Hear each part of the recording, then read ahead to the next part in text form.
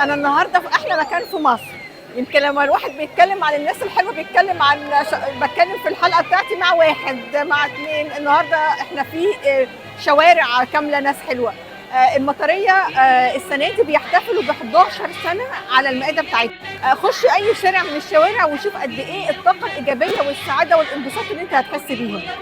طلعنا البيت وصورنا مع أمهاتنا الناس الطيبة الجميلة اللي بيتكلموا من قلبهم. تحت هنا ده المطبخ، شارع كامل عاملينه المطبخ. لو هتسمعوا زغاريت وسعادة. مبسوطة جدا إن أنا موجودة هنا السنة دي، ونفسي انقل لكم يعني احساس السعاده اللي انا حاساه، بس اشك انا حاسه بسعاده كبيره جدا. السنه ال11 سنه، المفروض تبقى 13 سنه، بس جه سنتين في فتره كورونا لغيناها بسبب القطع الامني بتاع كورونا، فديت 11 سنه لينا ان شاء الله في المطريه هنا في عزبة حمام. جديد السنه دي الحمد لله اللي احنا السنه اللي فاتت كنا فاتحين 9 شوارع، كنا عاملين 15,000 وجبه، لقينا بتاع 40,000 شخص جم، تمام، 30,000 في ال9 شوارع و10,000 في الشارع اللي بره. للاسف كان ما فيش حد عارف يدخل. السنه دي احنا فاتحين 20 شارع وعاملين 50,000 وجبه، ومستعدين ان احنا نستقبل بتاع 120,000 شخص.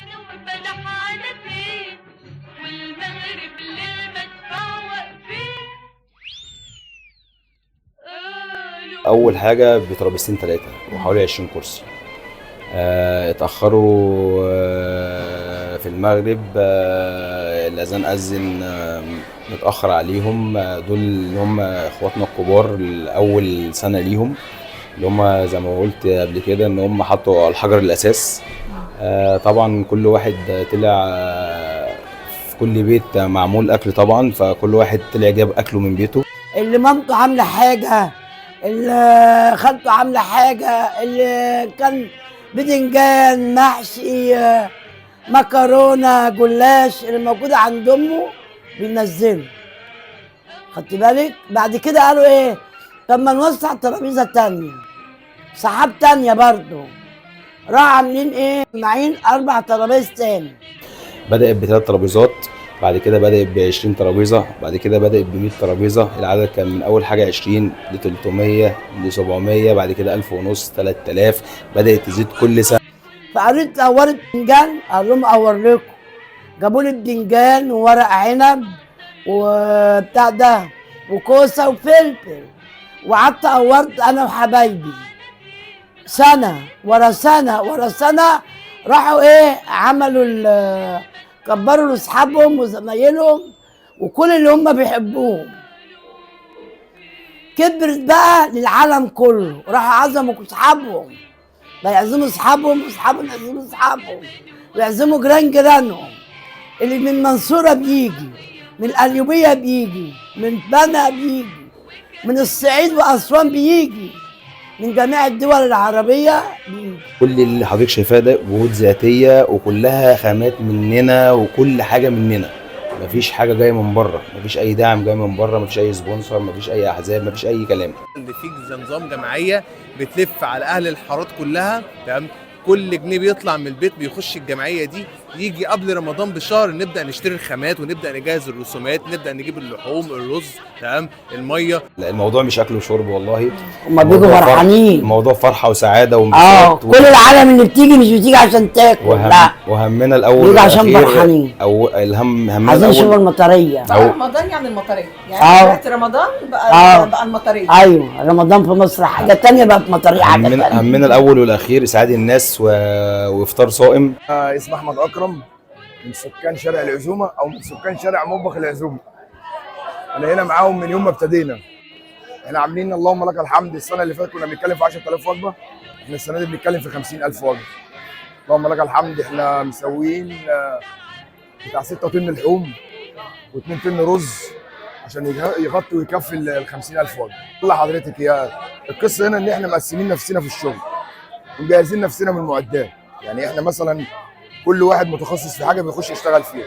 اللي متخصص في الرز بيخش بالرز، اللي متخصص في اللحوم بيخش باللحوم، الكبابجي والكبابجيه بيخشوا على المشويات. ونبقى عارفين ان كل حاجه خلاص انا معايا قد كده رز، الرز بيقعد معايا قد كده وقت قد كده عشان اطلع في الوقت الفلاني الكميه اللي مطلوبه مني. وعاملين ترابيزه كده للاكل السامع عشان اخواتنا المسيحيين اللي بيساعدونا كل سنه افطروا معانا النهارده ان شاء الله. فرح النهارده، في فرح كبير قوي. ناس بتعمل حاجه جميله جدا كل سنه، شجعوني ان انا انزل وافرح واعمل حاجه، احاول ان انا اساهم باي حاجه بسيطه في الحاجه الحلوه اللي بيعملوها. ام احمد اكرم مامة الشيف، هو اللي ربنا يبارك فيه يا رب ويديله الصحه. اليوم جميل، اليوم جميل بيكوا وبالناس وبالمسلمين وباهل المنطقه وباهل الحته، كلهم اخواتنا وكلهم حبايبنا. عملت 2 كيلو ورق عنب وكرنبتين كبار وصاجين جلاش وبسله والرز بيتعملوا هم. انا ببقى سعيده، انا مش بفطر على فكره، انا ببقى سعيده بان الناس قاعده بتفطر، او ان هم مجتمعين كلهم على مائده واحده او بياكلوا في وقت واحد كلهم مع بعض. اتمنى ان هي تبقى مصر بحالها كلها تعمل زي ما احنا بنعمل. اتفضل بقى جنبنا فعلا. ابني ده حبيبي ده عمي دي ده حبيبي ده الله يخليك يا عم. عينيا اول ما شافته هو لسه كنت جبت عيال احمد. احنا المايسترو بقى النهارده من ساعه ما بدات اول سنه في العزومه وانا معاهم، فهم دايما يقول لك ده انت شيف المسؤول. انا معاهم كل سنه. أيوة. انا مسؤول، مش مسؤول اذا كنت مثلا بحط للناس المقادير الريسبي بتاع الحاجه، هنجيب كميات قد ايه، عدد قد ايه. فاللهم لك الحمد، انا ما فيش سنه من السنين بشهاده الدنيا كلها وبشهاده شغلنا اللي احنا بنعمله خزناهم في اي حاجه. يعني السنه دي اكبر اختبار لينا، والله اكبر اختبار لينا كان السنه دي، ان احنا نعمل الكميه دي كلها. انا بص اقول لحضرتك، اقول لحضرتك حاجه، انا بنمشي بالميزان. انا ما بعرف مثلا كيلو رز البسمتي الكيلو قبل السوا بيبقى قد ايه وبعد السوا بيبقى قد ايه. احنا بقى عايزين نحط لكل فرد كام جرام. عايز احط مثلا 250 جرام يبقى الكيلو بياكل معايا مثلا 12 ل 13 فرد. خلاص عايز يبقى انا عرفت كده الكيلو بياكل قد كده، انت عايز تعمله قد ايه.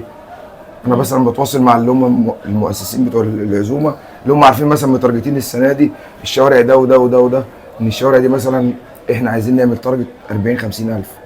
فانا بقول لهم ال 40-50 الف احنا هنجيب كميات قد كده قد كده ورز قد كده وشيشه قد كده ولحوم قد كده وبنشتغل عليها.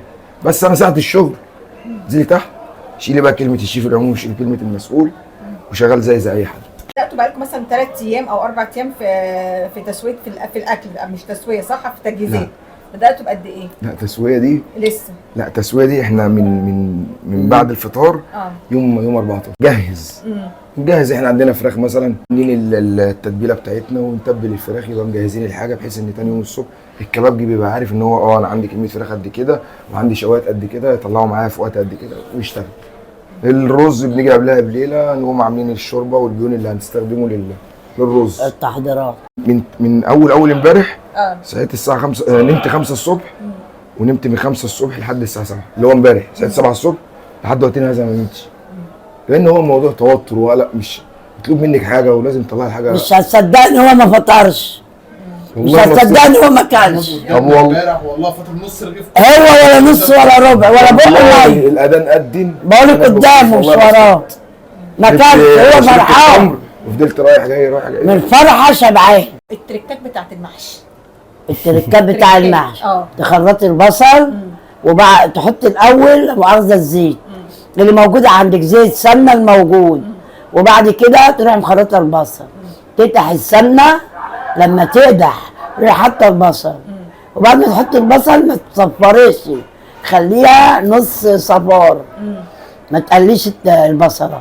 وراح حاطه القوطه، تسبك القوطه تروحي قلب الرز، تقلبي الرز قلب الخضره، وتحطي بقى التوابل بتاعتك، الكمون والفلفل الاسمر والشطه، ما تحطيش اكتر من كده. لاني اصل بنشوف حاجات تانية. لا هو الفلفل الاسمر، الفلفل الاسمر والكمون والفلفل والبتاع ده والشطه، وتحطيهم بعد ما تحطي الرز.